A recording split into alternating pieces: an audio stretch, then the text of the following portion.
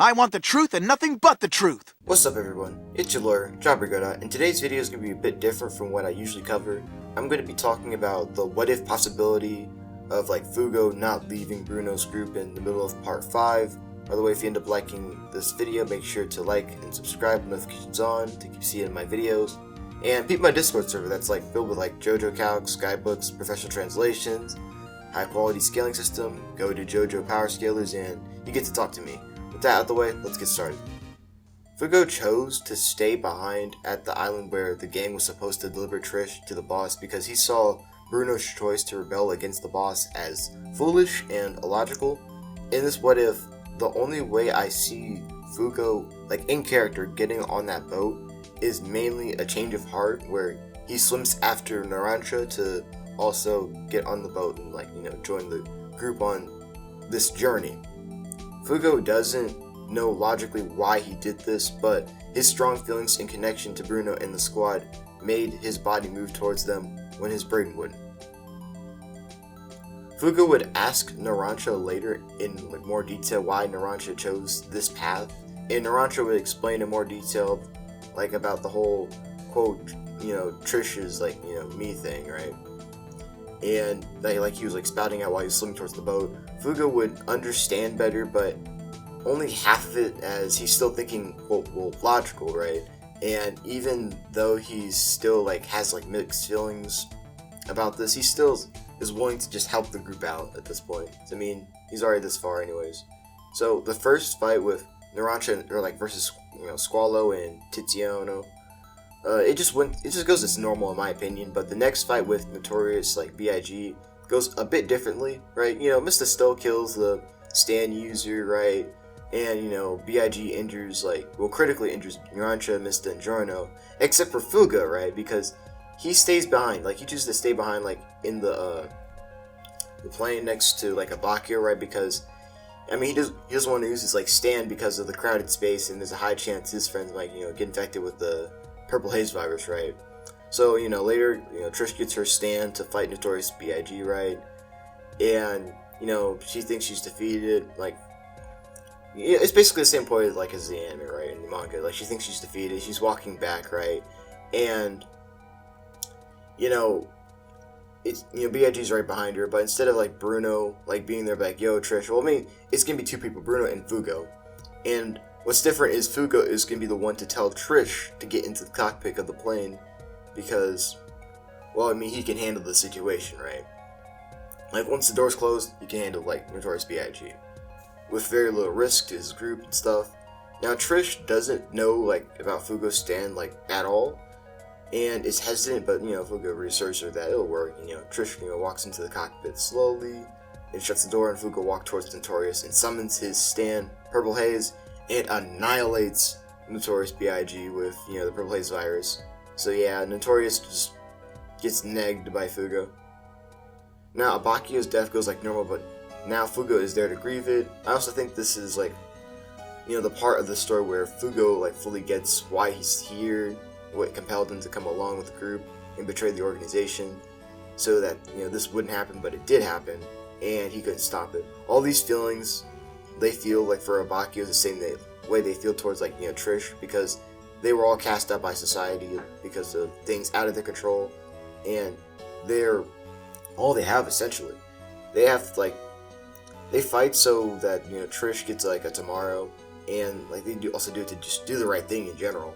And Fugo, while everyone grieves, goes off a safe distance, summons Purple Haze, because he's pissed, right? And he lets out his fury for the death of Bakio, right? And now Fugo is completely ready and motivated to kill the boss and any of his goons, right? Now Bruno and Mista versus Seko goes normal, with Fugo staying in the turtle with Narancia and Trish. Now what's different later is instead of Bruno by himself versus Seko, right? How they all split off, Giorno and Mista go after Trapalota. Bruno takes on Seko. Now he has Fugo helping him out. So it's a 2v1 kind of situation going on, right? Now the fight kind of goes normal. Seko mainly targeting Bruno and saving Fugo for last because his stand ability is just too dangerous to fight right now. Especially when it's a 2v1. Now Bruno and Fugo's like teamwork mainly revolves around positioning Fugo perfectly to destroy Sekko with Purple Haze, which leads to like near the end of the fight where Sekko gets his eardrums busted and pops up in front of a ready Purple Haze mid-swing, which annihilates Sekko. Fugo takes a rest because he's injured from the fight because, a couple times, Fugo tried to help Bruno, but Sekko just basically shot like sharp objects at him, or just threw he basically threw what was it? Like those poles, right? Like he sharps them, throws them at him. He has those dirt spikes. He just spits at Fugo. You get the gist, basically. He doesn't want Fugo to get near him while he's dealing with Bruno. Now, Bruno is way closer to the Coliseum than Fugo is after the fight, and also takes a breather to try to regain his bearings. Fugo gets up, still injured, and limps towards the Coliseum only for a hand to come out of his chest. Fugo immediately summons his stand, and this mysterious foe backs off. Fugo turns around to see a pink-haired boy with the look of death on his face. The boy's name is Doppio. Fugo would say that he knew the boss would go after him second when he killed Abakio because he had an ability that that's a huge threat to the boss, which is the Purple Haze virus. Doppio remarks about how Fugo is still standing with a hole in his chest. Granted, it's not that big because Fugo was still on guard, right? The hole in his chest was still a bit shallow, but still, it's still there, right? Fugo would scrap with Doppio, but because he's injured and Doppio's future vision with Epitaph, Fugo would lose and die by sharp objects being thrown at him by Doppio. Now, Doppio would lose a hand in this fight for sure because of the Purple Haze virus, and he's just definitely not he's not as experienced as Diavolo himself.